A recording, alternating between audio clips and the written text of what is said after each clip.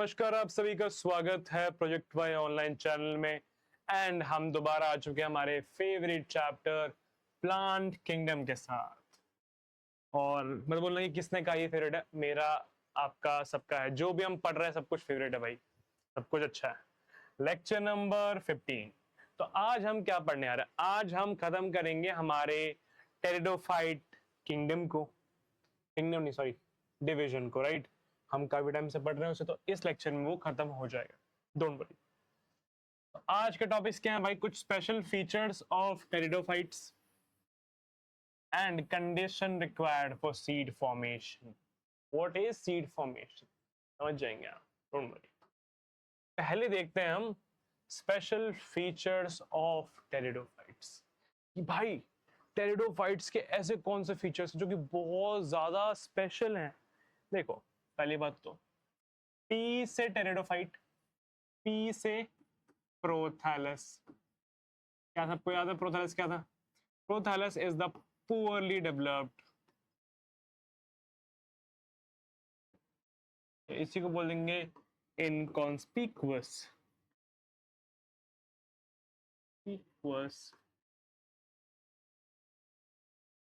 Green multicellular gametophyte, present only in homosporous condition. याद है? सबको याद है सब कुछ? What is prothallus? ये हमारे एक poorly developed green multicellular gametophyte है जो कि सिर्फ होमोस्पोरस कंडीशन के अंदर में प्रेजेंट होता है, right. Next for the same P is precursor of seed habit.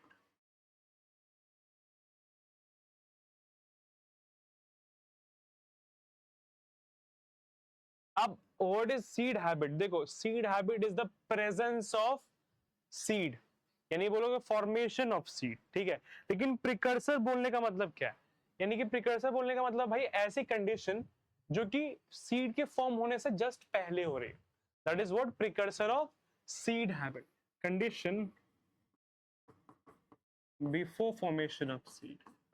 सारी कंडीशन मैच हो रही है यहां पर, ये सारी मैच हो रही है तो सीड तो बन रहा होगा? नहीं भाई, सीड क्या होता है? सीड बनने के लिए हमारे पास में 4 कंडीशंस, अभी हम देखेंगे उन्हें, ठीक है। लेकिन वो सारी कंडीशन जो है वो हमारा टेरिडोफाइट्स मैच नहीं कर पाता, लेकिन ये सीड के बनने के पहले के थोड़े बहुत कंडीशंस को मैच कर लेता है, almost almost at the end तक। तभी इसे बोलते हैं प्रीकर्सर, मतलब कि पहले वाला फ्रॉम द सीड हैबिट, यानी कि सीड हैबिट बनने से पहले वाला जो प्रेजेंट है step, that is what pteridophytes is, कि वो प्रीकर्सर है, उसमें सीड हैबिट प्रेजेंट नहीं है, वो उसके प्रीकर्सर है, पहले वाले हैं। अब सीड हैबिट प्रेजेंट होने के लिए, यानी कि सीड फॉर्मेशन होने के लिए कौन कौन से कंडीशंस रिक्वायर्ड है, चलो देख लेते हैं। पहला कंडीशन है हमारे पास में, पहला कंडीशन है हेट्रोस्पोरस।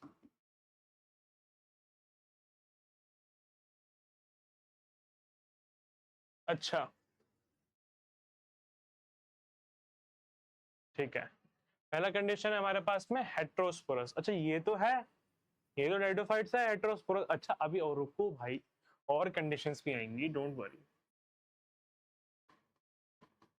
एम्ब्रियो formation takes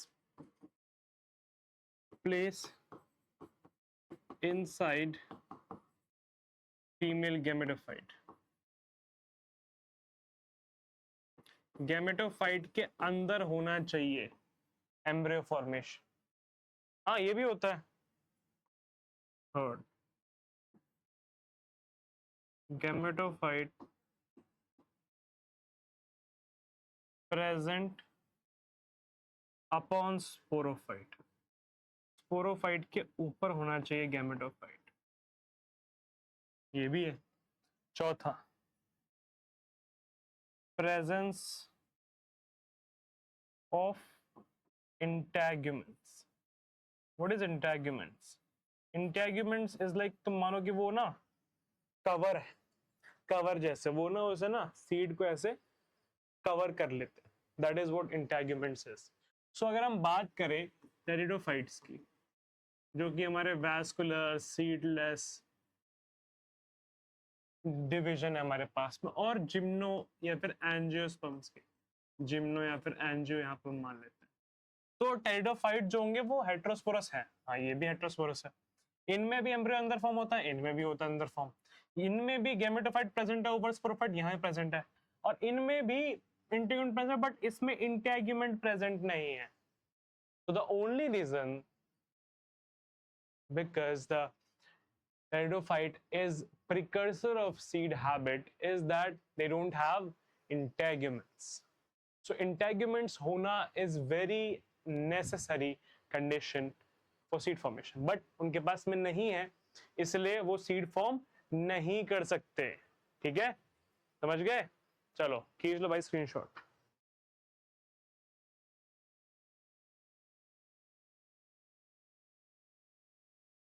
इसलिए जिम्नोस्पर्म्स और एंजियोस्पर्म्स में सीड फॉर्म होते हैं, बट टेरिडोफाइट्स के अंदर में सीड फॉर्म नहीं होते, बट ये जस्ट प्रिकर्सर है, नेक्स्ट तो जिम्नो ही है ना, उस पर सीड फॉर्म होते ही। तो ये रीजंस हैं because these are the conditions for seed formation, and सारी की सारी कंडीशन मानना इज नेसेसरी, जिसमें से एक कंडीशन टेरिडोफाइट्स नहीं मानते, वो है इनमें इंटेग्यूमेंट्स प्रेजेंट नहीं है। So if the question arises कि भाई why do not the pteridophyte make seeds, because they do not have integuments। ठीक है, कितना क्लियर है? चले आगे चले, चलो। very very important feature of pteridophytes, what is very important feature? The very important feature of pteridophytes is that both gametophyte and sporophyte are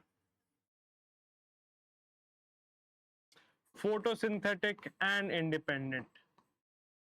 They are not dependent upon each other, they both are photosynthetic and independent।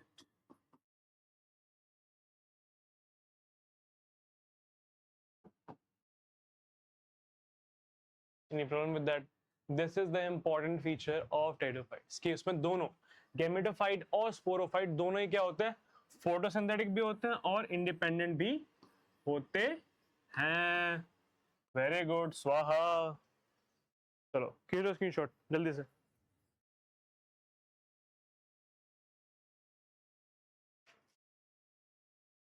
चलो आगे चले। अब हाँ, इसके examples भाई याद करो जरा प्लीज, डीएम प्लीज। क्या था? Psilopsida, lycopsida, equisetum, azolla, adiantum, Salagenella, Salvinia, Raptrus, Marsilia और ट्रिस। क्या यही एग्जांपल्स थे? क्या इतना आप सभी को याद है? ये हमने पिछली क्लास में भी किया था, तो आपको याद होना चाहिए, राइट? चलो इसको भी आप तुरंत लिख के देखो अपनी नोटबुक में, अभी के अभी तेजी में लिख दो, ठीक है, ताकि आपको भी याद हो जाए जल्दी से, और स्क्रीनशॉट खींचो ताकि आपको बाद में याद करने में इजी हो। ना आपने लिखा ही होगा, आई होप सो।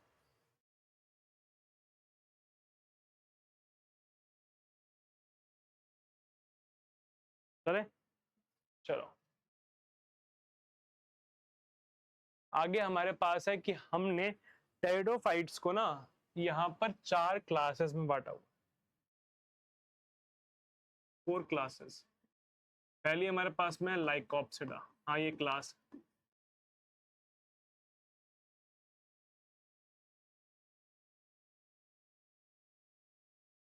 पहले हम साइलोप्सिडा लेते हैं, साइलोप्सिडा। Lycopsida.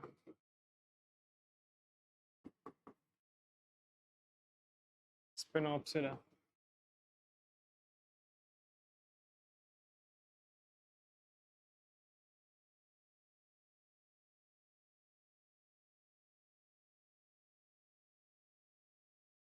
लास्ट हमारे पास में क्या था क्लासेस में? Rhyopsida. Caropsida. Caropsida. यस, ये हमारे पास में बुक में मेंशन है, Caropsida. देखो हमारे पास में 4 क्लासेस हैं, साइलोप्सिडा, लाइकोप्सिडा, स्पिनोप्सिडा और टेरोप्सिडा, ठीक है। अब इन सब के अंदर में हमारे पास में जीनस, जैसे कि साइलोप्सिडा में हमें साइलोटम, ये जीनस है जो इसके अंदर प्रेजेंट है। इसके अंदर में हमारे पास में है सेलेजेनेला,